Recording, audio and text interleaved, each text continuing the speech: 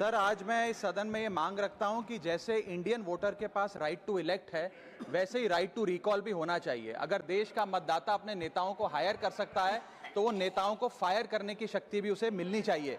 Sir, right to recall is a mechanism that empowers the voters to de elect a neta representative before the tenure ends if he fails to discharge his और her duty. Sir, हम MP MLA चुनते हैं, उसके बाद अगर वो काम ना करे, अपने वादे भूल जाए, जनता से दूर हो जाए, तो 5 साल तक इंतजार करने के अलावा जनता के पास कोई ताकत नहीं है। कोई इंटरिम प्रोविजन नहीं, कोई अकाउंटेबिलिटी नहीं, कोई परफॉर्मेंस रिव्यू नहीं, कोई करेक्टिव ऑप्शन नहीं। चुनाव से पहले नेता जनता के पीछे और चुनाव के बाद जनता नेता के पीछे।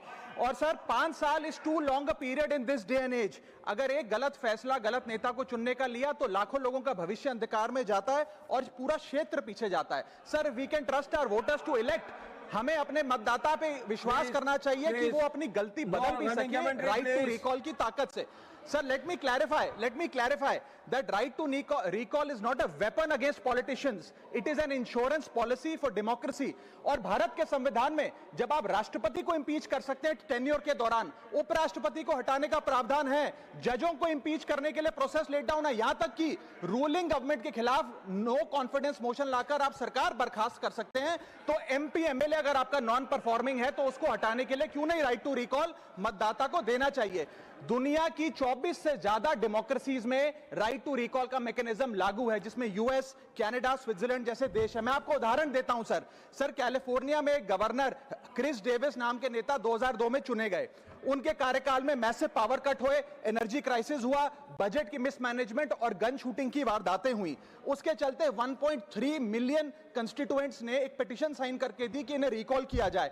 वहां के चुनाव आयोग ने रिकॉल वोट कराया 7 अक्टूबर 2003 को और 55% मतदाताओं ने वोट किया कि इस नेता को बर्खास्त किया जाए।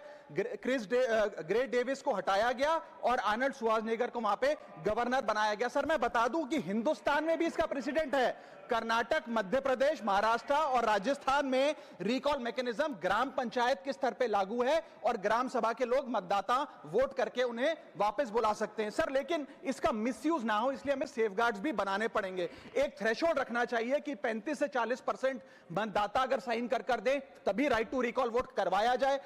नेता को 18 महीने के लिए परफॉर्मेंस पीरियड देना चाहिए, कूलिंग ऑफ पीरियड, जिसमें उसे ना हटाया जाए। स्पेसिफिक ग्राउंड्स फॉर रिमूवल होने चाहिए ताकि फ्रिवलेस ग्राउंड्स ना हो, और रिकॉल कम से कम 50% वोटों के बाद हो। ऐसा होगा तो पार्टियां भी ऐसे लोगों को टिकटें देंगी जो परफॉर्मर्स हो, ना कि नॉन परफॉर्मिंग एसेट, और भारत की डेमोक्रेसी मैच्योर होगी, सिटीजन एम्पावरमेंट बढ़ेगा, and recall will give the voter the power to fix that right now. Sir, R Girirajan ji.